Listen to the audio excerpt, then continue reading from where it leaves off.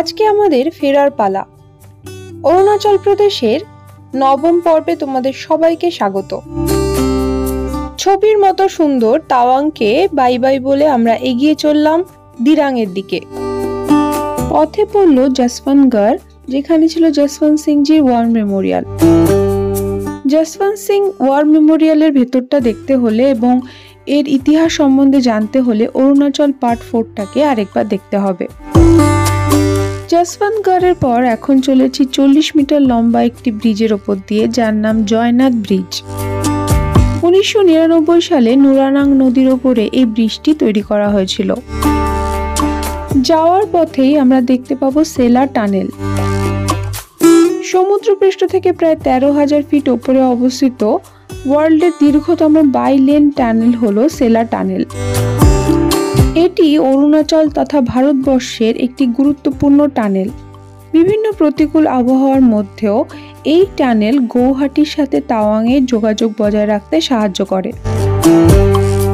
BRO বা border road organisation একটি রাস্তা সহ দুটি টানেল তৈরি করেছিলেন।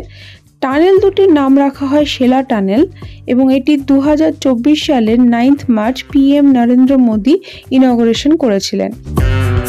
সেলা পাস থেকে উচ্চতায় খানিকটা নিচে এবং পশ্চিম দিকে রয়েছে এই সেলা টানেল।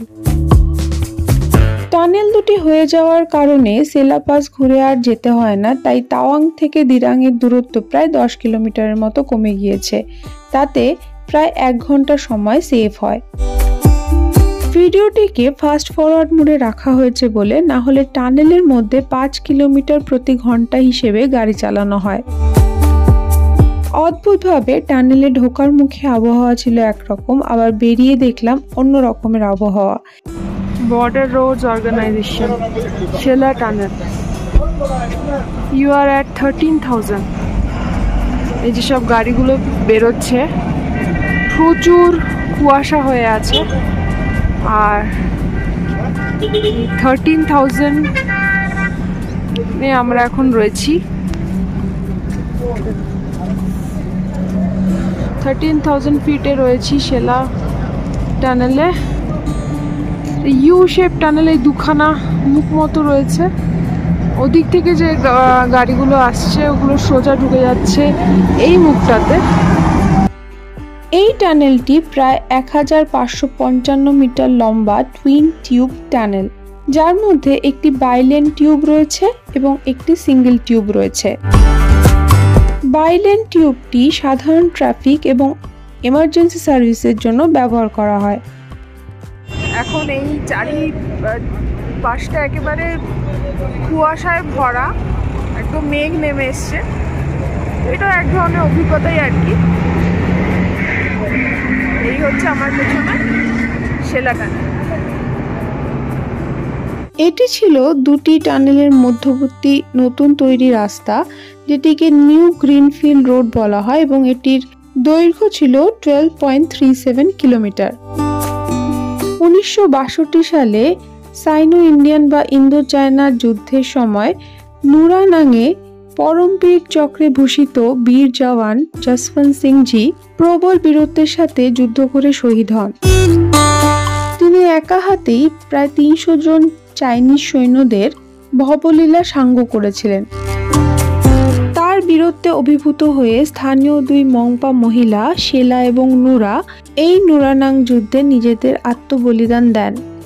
এর মধ্যে সেলা চাইনিজ সৈন্যদের হাতে নিহত হন এবং নোরাকে চাইনিজ সৈন্যরা বন্দিনী করে নিয়ে যায়, যার কোনো হদিশ পাওয়া যায়নি। এই সেলাকে স্মরণ করতেই এই টানেলটির নামকরণ করা হয় সেলা টানেল।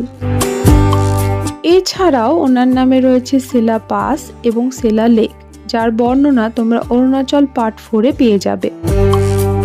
এটি 2 নম্বর টানেল, যেটি 980 মিটার লম্বা এবং সিঙ্গেল টিউব টানেল।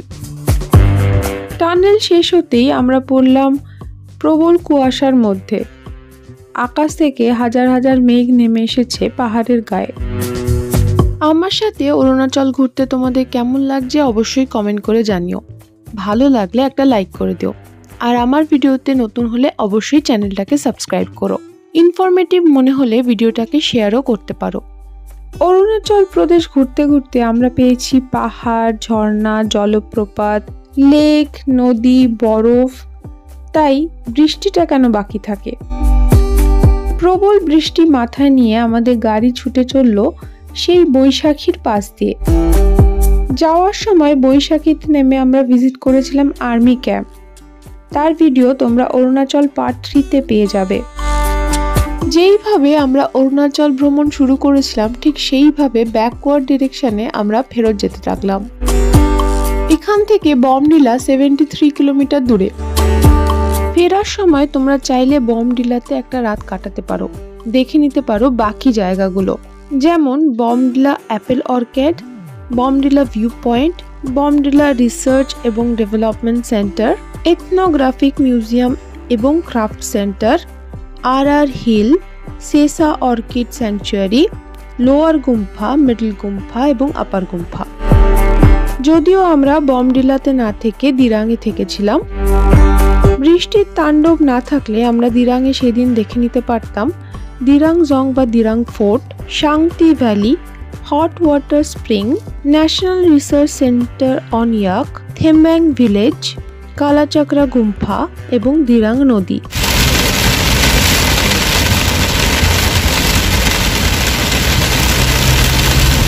শিলাবৃষ্টি মাথায় নিয়ে আমাদের গাড়ি এগিয়ে চলল দিরাঙের দিকে। একটা রাত দিরাঙে থেকে পরের দিন সকালবেলা আমরা রওনা দিলাম ভালুকপংয়ের দিকে। NH রোডের ওপর দিরাং থেকে প্রায় 55 কিলোমিটার দূরে এবং বমডিলা থেকে 30 কিলোমিটার দূরে আমরা এলাম তেঙ্গা ভ্যালিতে। সমুদ্রপৃষ্ঠ থেকে 6500 ফিট ওপরে তেঙ্গাচু নদীর পাশেই রয়েছে তেঙ্গা ভ্যালি। বমডিলা থেকে একদিনের রোড ট্রিপ করা যায় বা আলাদাভাবে তেঙ্গা ভ্যালিতেও থাকা যেতে পারে। এখন চলে এসেছি তেঙ্গা হাটে, যেটি খোলা থাকে সকাল 9টা থেকে বিকেল 7টা পর্যন্ত। ইন্ডিয়ান আর্মি দ্বারা চালিত এই তেঙ্গা হাটে রয়েছে লাভ এট ফার্স্ট বাইট বলে একটি বেকারি, একটি আইসক্রিম কর্নার, নিডস বলে একটি গ্রসারি স্টোর, নেচার্স কার্ট বলে একটি রেস্টুরেন্ট যেখানে south Indian, north Indian, Chinese, fast food প্রভৃতি বিভিন্ন খাবার পাওয়া যায়। এখান থেকে মোমোটা অবশ্যই ট্রাই করো। আর আছে এখানকার মূল আকর্ষণ বল অফ ফায়ার বলে এই ওয়ার মিউজিয়ামটা। 1962 সালে ইন্দো চায়না যুদ্ধে নামকাচু এবং বুমলাতে শহীদ হওয়া সৈন্যদের উৎসর্গ করে এই মিউজিয়াম বানানো হয়েছে। যুদ্ধে ব্যবহৃত বিভিন্ন সামগ্রী দিয়ে এই মিউজিয়াম সাজানো। এছাড়াও এখানে আছে লিফ অ্যান্ড ক্লে বলে একটি ছোট্ট নার্সারি, রয়েছে সজনি বলে একটি সোভিনিয়ার শপ যেখানে গিফট আইটেমস ন্যায্য মূল্যে পাওয়া যাচ্ছিল। এছাড়াও এখানে আছে SBI এর একটি ATM, একটি মেডিসিন স্টোর এবং একটি চা বা কফি খাওয়ার শপ যার নাম ছিল চুলহা।